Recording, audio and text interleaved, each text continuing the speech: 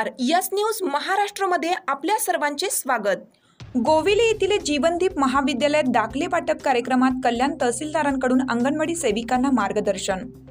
गोविले येथील जीवनदीप कला वाणिज्य व विज्ञान महाविद्यालयात आयोजित भव्य दाखले वाटप कार्यक्रमात कल्याण तहसीलदार सचिन शेजाळ यांनी मुख्यमंत्री माझी लाडकी बहीण योजनेत येणाऱ्या विविध अडचणी, समस्या आणि प्रश्नांबाबतीत कल्याण पंचायत समितीच्या अंगणवाडी सेविका व परिसरातून आलेल्या महिलांना मार्गदर्शन केलं।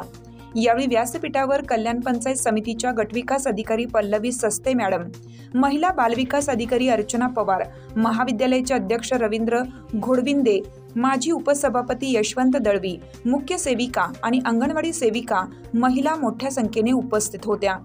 कल्याण तालुक्यातील गोवेलीमधील जीवनदीप महाविद्यालयात मुख्यमंत्री माझी लाडकी बहीण व इतर भव्य दाखले वाटप शिबिराचे आयोजन करण्यात आलं होतं।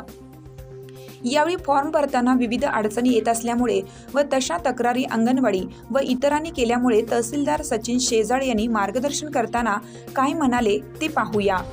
यस न्यूज महाराष्ट्रासाठी संजय कांबळे, सहसंपादक, मुंबई। स्वरूपाच्या अडचणी होत्या, परंतु आता सॉफ्टवेअरमध्ये बऱ्याचशा प्रमाणात सुधारणा करण्यात आलेली आहे। आता सध्या मागील 2 दिवसापासून सॉफ्टवेअर अतिशय चांगल्या पद्धतीने चालू आहे।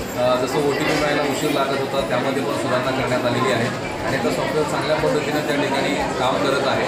लवकरच ई-महासेवा केंद्र आणि सेतू केंद्र यांच्या पोर्टलवर सुद्धा ही सुविधा उपलब्ध होणार आहे।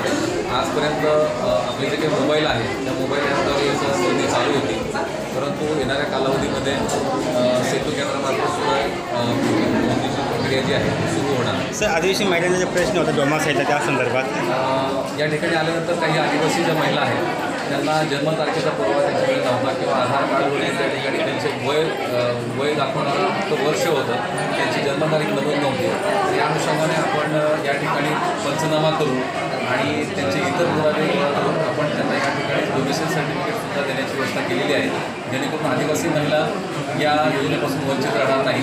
कारण जन्मतारखेचा पुरावा खूप महत्त्वाचा आहे या योजनेकरिता, तर त्या अनुषंगाने सुद्धा आम्ही या ठिकाणी सुविधा उपलब्ध करून दिलेली आहे।